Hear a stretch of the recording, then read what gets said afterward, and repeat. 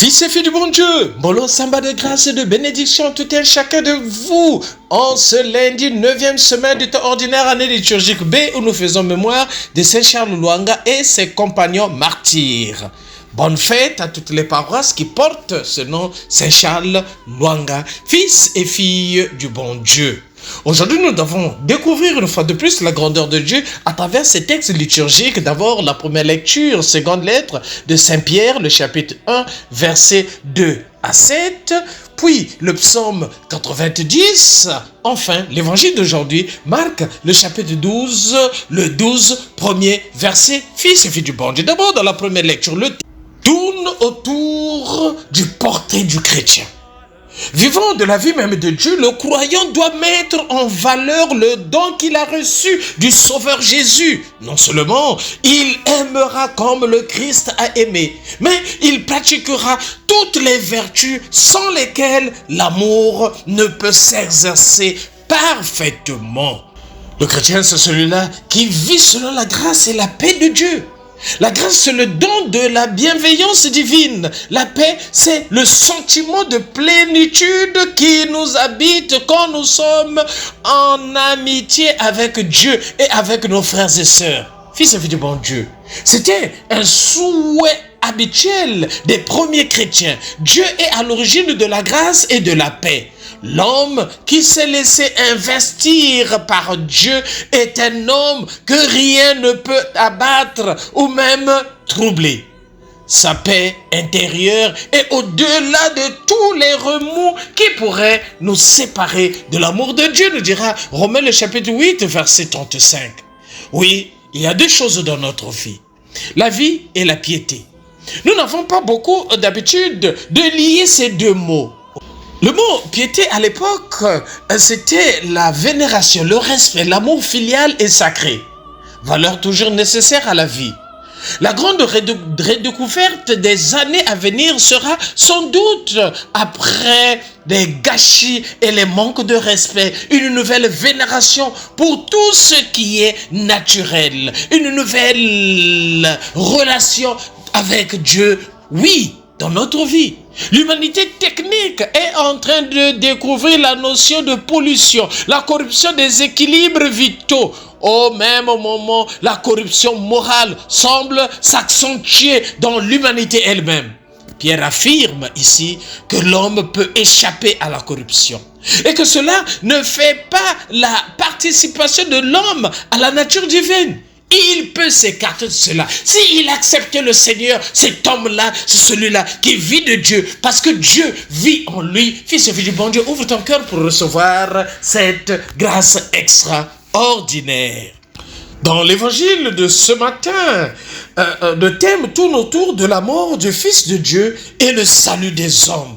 Oui, pour la première fois dans cette parabole, Jésus révèle le mystère de sa personne. Il est le Fils bien-aimé qui, annoncé par les prophètes et rejeté comme eux par les chefs infidèles de son peuple, va accomplir par sa mort l'œuvre merveilleuse du salut de l'humanité, devenue grâce à lui la vigne féconde de Dieu son Père. Oui. Le texte nous dit ceci, Jésus se mit à parler en parabole aux scribes et aux anciens. Un homme planta une vigne, l'entoura d'une clôture, creusa un pressoir et bâtit une tour. C'est un bon vigneron qui aime sa vigne et en attend du bon raisin, du bon vin. Les détails eux-mêmes sont tirés dans Isaïe, le chapitre 5, verset 1 à 7, Jérémie 2, 21 et Ézéchiel 11, 6. Le vigneron afferma sa vigne et partit en voyage.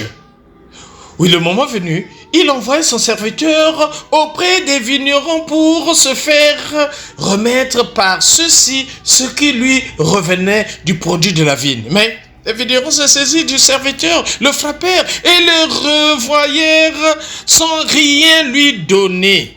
Le second, ils le frappèrent à la tête et le couvrirent d'injures. Le troisième, ils le tuèrent. Oui, il y a déjà beaucoup de sang dans tout cela. La passion est proche. Jésus la sent approcher. Ce sera dans quelques jours. Mais ce vigneron-là, c'est un fou.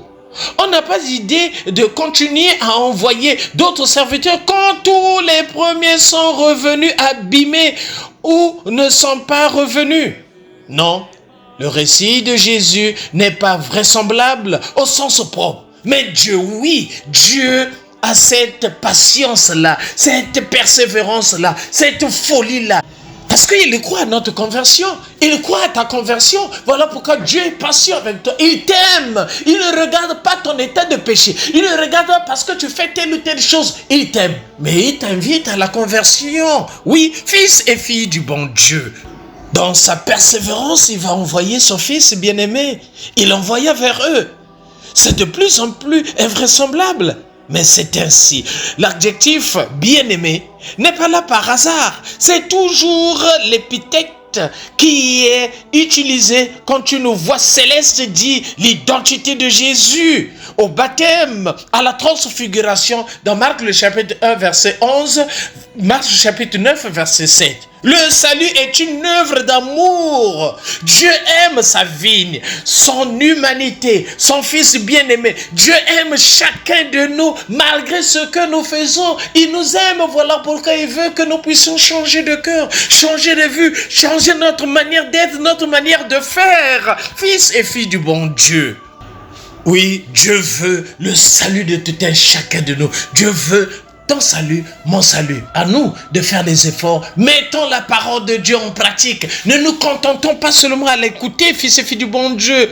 Oui, nous faisons partie de sa vigne, c'est-à-dire de son peuple, de ses enfants. Oui, nous sommes sauvés par lui parce que son fils a donné sa vie pour toi, pour moi, pour chacun de nous. À nous d'ouvrir notre cœur, d'appartenir au Seigneur. Et dans la traduction de notre vie, les gens doivent voir que nous sommes chrétiens dans notre manière d'être. Mais aimons-nous vivons et préparons notre ciel en faisant le bien sur la terre. C'était le Père Paul Jess Tounou, communément appelé Père de la joie.